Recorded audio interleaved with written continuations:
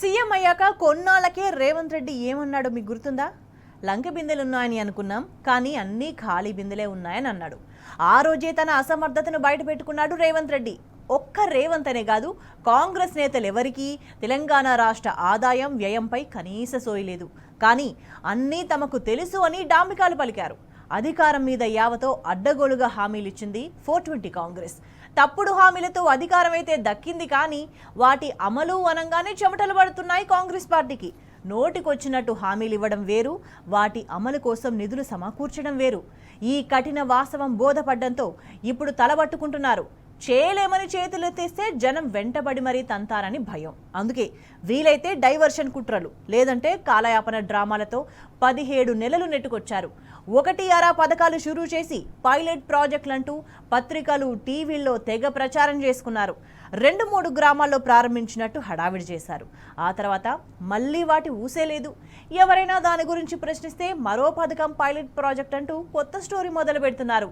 Same script, మళ్ళీ pilot project కహానీలు, అట్టహాసంగా ప్రారంభోత్సవాలు, 2-3 రోజుల హడావిడి, ఆ తర్వాత గప్చుప్. ఇదే గుంపు మేస్త్రీ సర్కార్ పరిపాలనా విధానం. అతి తెలివిగా జనాలను బురిడి కొట్టిస్తున్న కాంగ్రెస్ మార్క్ నయా మోసం.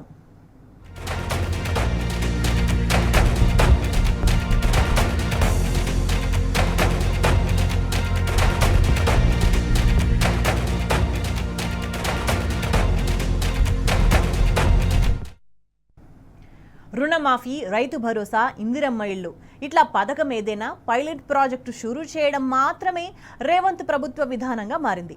పైలట్ ప్రాజెక్టును ప్రారంభించామా, 10 మందికి పనిచేసినట్టు ఫోటోలు దిగామా, పేపర్లలో వేయించుకున్నామా, ఆ తర్వాత పక్కన పెట్టామా, ఇది కాంగ్రెస్ సర్కార్ పాలసీ. పాలకులు డంకా బజాయిస్తున్న ఏ ఒక్క పథకం కూడా ఇవాళ ప్రజల్లోకి పూర్తిగా వెళ్ళలేదు. అంతే, రేవంత్ సర్కార్ పైలట్ ప్రాజెక్టు దగాను అర్థం చేసుకోవచ్చు.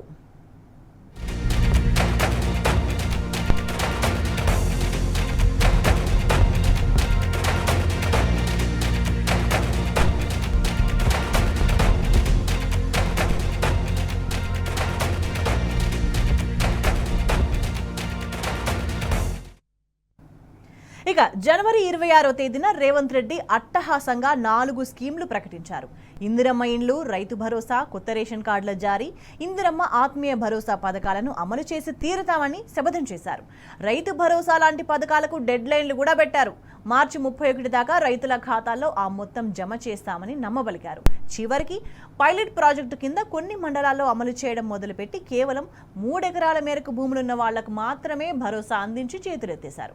అందులో మళ్ళా 1,00,000 మోసాలు. ఇక రేషన్ కార్డుల సంగతి సరే, ప్రజావాణిలో, మీ సేవలో కుప్పలు తెప్పలుగా దరఖాస్తులు స్వీకరించి ఆఖరికి పైలట్ ప్రాజెక్ట్ అంటూ చేతులు దులుపుకున్నారు. ఇందిరమ్మ ఇండ్ల కథ కూడా అదే.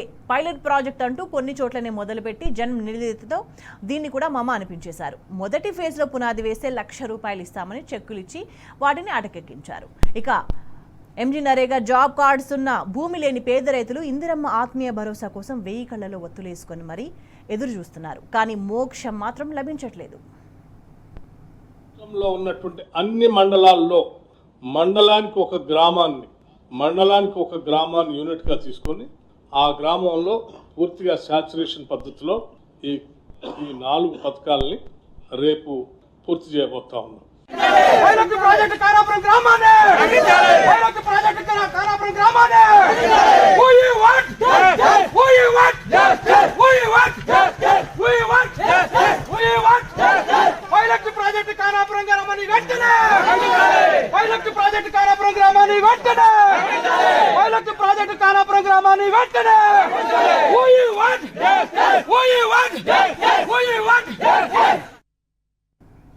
ఇక young India integrated residential school కాంప్లెక్స్లని కాంగ్రెస్ సర్కార్ తెగ హడావిడి చేసింది. ఎస్సీ, ఎస్టీ, బీసీ, మైనారిటీ అన్న తేడా లేకుండా అందరికీ ఒకే గొడుగు కింద విద్య అందిస్తామని ప్రగల్భాలు పలికింది. 5,000 కోట్లు మంజూరు చేసి బిల్డింగ్లు గట్రా కడతామన్నారు.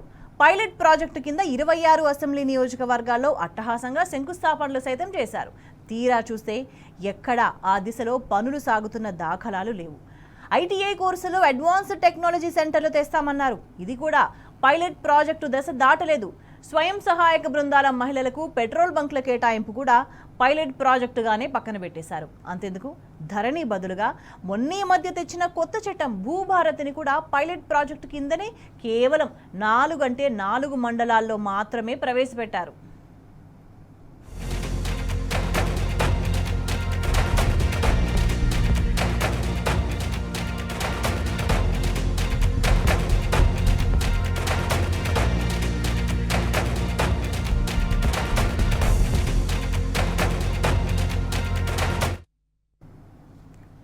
బిల్డప్ ఎక్కువ, బిజినెస్ తక్కువ అన్నట్టుగా ఉంది రేవంత్ సర్కార్ పోకడ.